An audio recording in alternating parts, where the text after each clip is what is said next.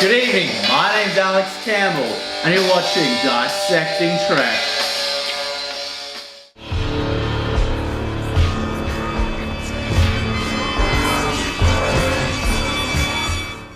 On tonight's episode, Balance of Terror, an episode considered to be one of the greatest episodes of the original series. These are Romulans. You run away from them and you guarantee war. They'll be back, not just one ship, but with everything they've got. This episode opens with the time-honored tradition of a ship's captain having the privilege of marrying his crew members.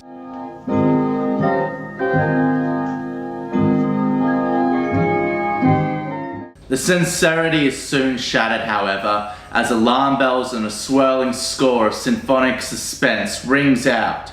An Earth vessel is under attack, and so this encounter has begun. Full ahead. All decks condition red.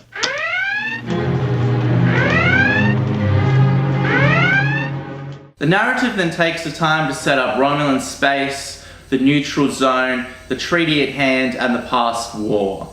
I don't like it when narratives or movies don't have clear and concise rules for which they function within. And it's even worse when they do, and then the story will constantly violate the rules that it's taken the time to set up. It's just jarring. But the fact that this episode sits down and sets up a clear and concise history and a set of rules to function within is just good writing and world building, in my opinion. The treaty set by subspace radio established this neutral zone, entry into which by either side would constitute an act of war. Several Earth bases along the neutral zone have been destroyed, and while the Enterprise is communicating with one of the Sol survivors, a ship appears out of nowhere, obliterates this poor soul and vanishes. There's a somber moment afterwards with the crew in quiet reflection. It communicates to the audience perfectly that this moment was surprising and confronting.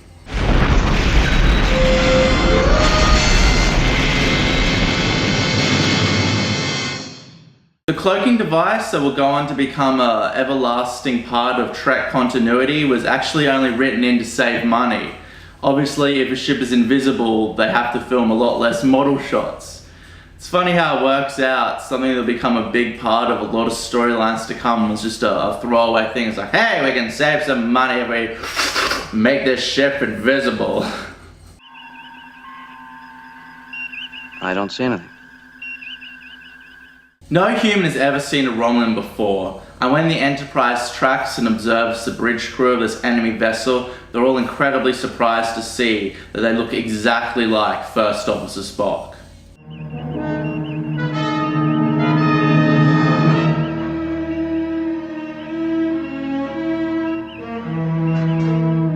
This revelation allows for a biased crew member to suspect Spock of treachery. This is a classic Trek examination of prejudice and xenophobia. Please explain. Really what this show does best is highlight social issues in a sci-fi context, so that we the audience can analyse them more objectively without the attachment to real-world issues. This would have been an important tool in the 60s to progress social evolution. Leave any bigotry in your quarters. There's no room for it on the bridge. Do I make myself clear? You do so. Mark Lennon plays the Romulan captain in this episode. He will obviously go on to portray Sarek, Spock's father, in the original series, a few of the motion pictures, and The Next Generation. He's a great actor and he plays this role perfectly. No need to tell you what happens the moment we reach home with proof of the Earthmen's weakness. And we will have proof. The Earth Commander will follow, he must. And when he attacks, we will destroy him. After some debate, Kirk concludes that the best option at hand is to destroy the Romulan vessel before it leaves Federation space. It's clearly violated the treaty and caused the lives of many innocents. They, however, must destroy it before it enters its own territory, because if they start attacking it when it's in Romulan space, they themselves could be accused of violating the treaty. All of this sets up stakes, tension and suspense nicely. There's also a ticking clock element at hand. We have to attack immediately. Explain. They're still on our side of the neutral zone. There would be no doubt that they broke the treaty. Attack without a visible target. How do we aim our phasers? Aim with sensors. Not accurate, but if we blanket them, we can... And hope for a lucky shot before they zero in on us. And if we don't? This episode soon becomes a suspenseful game of cat and mouse. The essence of the episode isn't focused on model shots or special effects, but rather intellect, tactics, and predicting the enemy's next move to gain the upper hand. It's very well written and very engaging. Nothing in The last moment, he Must have guessed our move. Hard to starboard help. Hard to starboard. He did exactly what I would have done. I won't underestimate him again. We also spend a lot of time with the Romulan crew. We see their efforts to destroy the Enterprise as well as the Enterprise efforts to destroy them. Mark Leonard's character is stern and commands intimidation, but he's not one-dimensional. We see him mourn the death of his friend.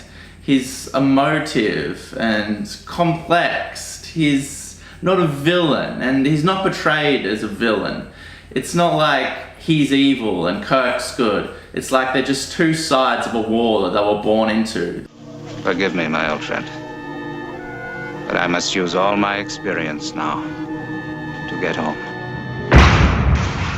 This story is heavily based on a lot of World War II submarine battle movies and novels. There's even a moment where both of the ships turn off power to avoid detection, and then an alarm goes off in the Enterprise, and the Romulan vessel is able to pick it up. I like how it's structured, and I think it's an inventive idea that works very well. But, I mean, sound waves don't travel through space, and the idea that the Enterprise would be able to be detected because of an alarm going off in the control room doesn't make any sense in space. Maybe the writer just took it a little bit too far into the world of World War II submarine battles. But either way, I mean, it's a great concept which works perfectly. Just a little moment where it's like, I don't really know if you know how space works. Wait, it's all right. It's all right. Signal, Commander. The Enterprise plays dead and lures the Romulan bird of prey in. Enterprise then strikes at it, destroying it. There's a great shot of the control room, and even with the 60s low budget, the way the camera shakes and the debris that falls and the jarring of the actors, it conveys the damage and the extent of the damage surprisingly well.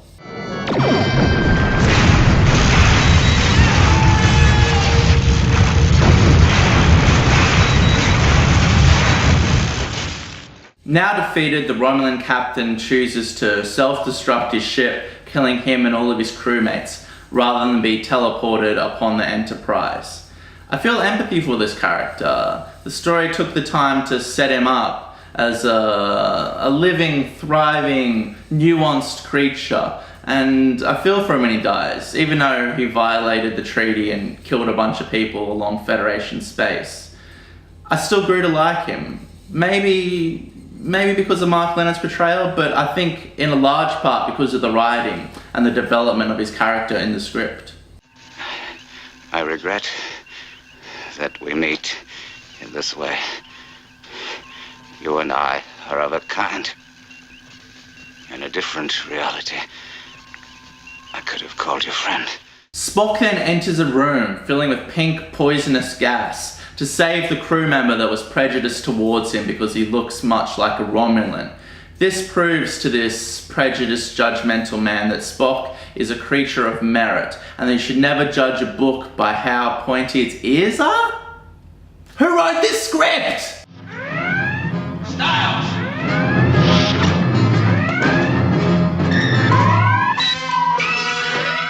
We get a somber conclusion as Kirk consoles a young woman who is about to be married at the beginning of the episode. Her husband has died in this conflict, and it's actually a rather well executed and touching moment, although I did wonder how long after this embrace that Kirk tried to fuck her. I'm alright. In conclusion, this episode sets up the lore and history of the Romulans perfect. Everything that we learn here will go on to be an everlasting element of many, many Romulan stories to come in the next half a century. The neutral zone, the past war, the treaty, it all originates here in this first episode, in their first appearance.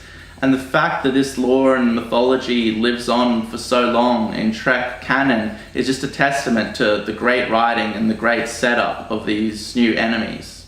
Reverse course. You'll try to slip under it. Matter of course. Coming around, sir. Phasers. The conflict in this story is also very well written. It shows that battles don't just have to be about lasers, but they can be about strategy and tactics and problem solving. It's amazing and incredibly engaging. I also like how it showed the other side of the war. It didn't show the Romulans as evil, mustache-twirling villains. It shows the war isn't just a black and white conflict, but a grey, nuanced moral area.